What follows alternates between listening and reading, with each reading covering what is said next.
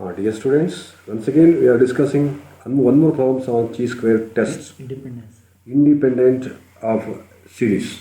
This topic includes in the BBA syllabus of say 6th semester techniques for business decision. So in this problem, the problems of chi-square test for the independence method to solve the problem. Independence method to solve the problem. These concepts help the students to familiarize with the term chi-square test. Students will learn how a chi-square test solve the chi-square test. This helps the students to understand the concept of chi-square test and ANOVA method. By the end of this session, students should be able to understand and solve the chi-square test problem. Students should also be able to express their opinion regarding the chi-square tests. Problems like here, the dice loaded 1, 2, 3, 4, 5, 6. Table 60 roll of a die which may be loaded, which includes different numbers on 60 rolls of a die. Categorically random variables, the box model 1 to 6, that is nothing but 1, 2, 3, 4, 5, 6. The random variable is not numerical. The random variable is a categorical. There are 6 mutually exclusive categories. Each observation falls in one and only one category.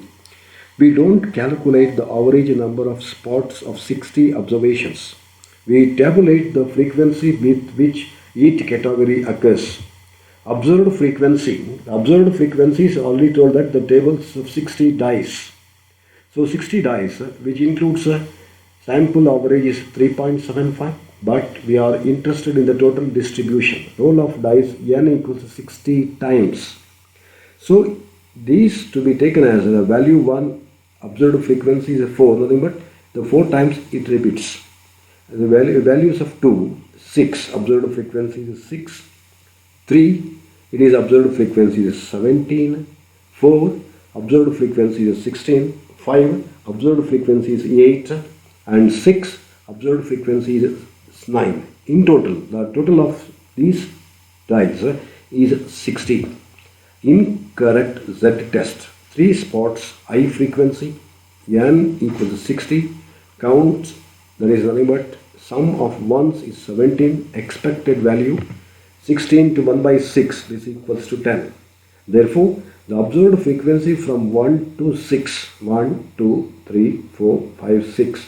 The observed frequency is here 4, 6, 17, 16, 8 and 9. I am already told that it can be converted into observed frequency. Data snoping, incorrect null hypothesis. The chance of getting 3 spots is 1 by 6. The null hypothesis is formulated after the fact. Must formulate the null hypothesis before you run a trial. With the multiple categories of one of them is likely to have a large Z value. The correct null hypothesis is the dice is fair. The value is 1, 1, 2, 3, 4, 5, 6. Observed frequency is here 4, 6, 17, 16, 8 and 9. Expected frequency is 60, nothing but total number of 60 divided by 6. Therefore, expected frequency is all gets 10 only. Then the Pearson's chi-square statistical test, x square, nothing but chi-square test equals observed frequency minus expected frequency square root divided by expected frequency. Means here, observed frequency, nothing but 4 minus 10 power of 2 divided by 10 plus 6 minus 10 power of 2 divided by 10 plus 17 minus 10 power of 2 divided by 10 plus 16 minus 10 power of 2 divided by 10 plus 8 minus 10 power of 2 divided by 10 plus 9 minus 10 power of 2 divided by 10. This equals to 142 divided by 10. The value of x square is 14.2. Then the chi-square distribution, the p-value chi squared 14.2, number of categories nothing but k equals 6, degrees of freedom k minus 1 equals 5.